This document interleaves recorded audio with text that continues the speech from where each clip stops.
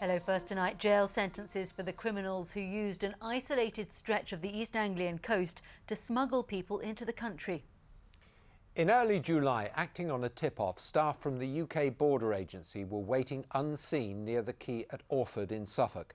At dead of night, a yacht sailed in and tied up. On board, 3 crew and 6 illegal immigrants. But just before the migrants were driven away, the Border Agency moved in. Richard Daniel is in Orford now. Stuart, normally when we think of illegal immigration, thoughts turn to our seaports, people concealed in the back of lorries or, worse still, shipping containers. But here on this quayside, on this isolated stretch of Suffolk coast, 3 months ago, a major people smuggling operation was underway. An operation today described as commercial and sophisticated. It's nearly 2 in the morning. In the darkness, a yacht draws up to the quayside at Orford. 6 illegal immigrants, 5 men and a woman, all from Ukraine, clamber ashore. But the people smugglers are under surveillance. After getting into the car, Border Force and Home Office officials move in to make arrests. For centuries, smugglers have used this estuary to bring in contraband. It's a romantic image, but there's nothing romantic about modern-day smuggling. More recently, an Eastern European gang has been bringing in illegal immigrants. People desperate to find a new life in a foreign land. Today that gang, Alexander Kozak, the car driver, Oleg Bogdanov, the yacht skipper, and Alexei Polivchenko, a deckhand, were all convicted of people smuggling. Kozak's girlfriend, Tanya Baginska, was convicted of using false identity documents. All 4 were illegal immigrants themselves, also from Ukraine.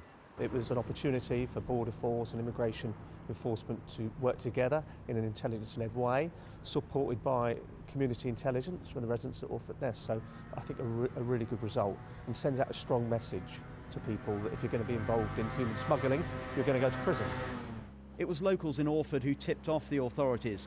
And it's not the first time in recent years that people have landed illegally here. The trouble is, being a holiday destination, if you came down here and saw a group of people walking about, you wouldn't think anything of it, because you'd just think they're holidaymakers renting a cottage or something.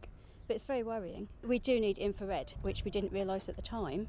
But yes, we need a lot better infrared system so that you can actually spot people and recognise people.